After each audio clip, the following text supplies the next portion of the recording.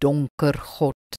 Psalm 97 verse 2 en 3 sê, wolke en diepe duisternis omring hom, reg en geregtigheid is die grondslag van sy troon. Vuur gaan voor hom uit en rondom hom verbrand dit sy teenstanders.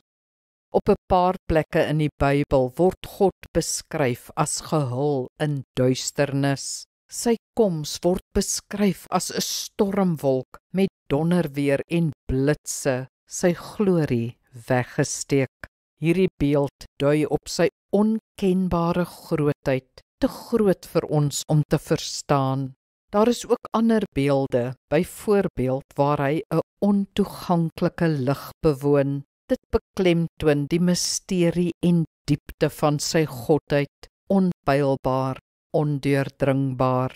God bly altyd God, né? God bly altyd soewerein, vrymagtig. Hy kan nie voorgeskryf of verantwoordbaar gehou word nie. Hy beheer alles. Natuurlik is God teenoor ons 'n liefdevolle Vader, maar hy verloor nooit sy Godwees nie.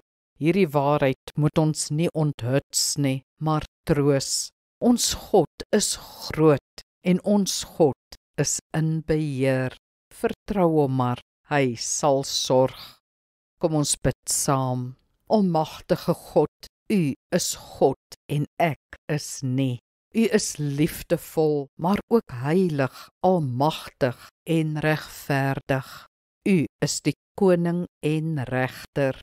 Dankie dat ek in Christus U kind mag wees.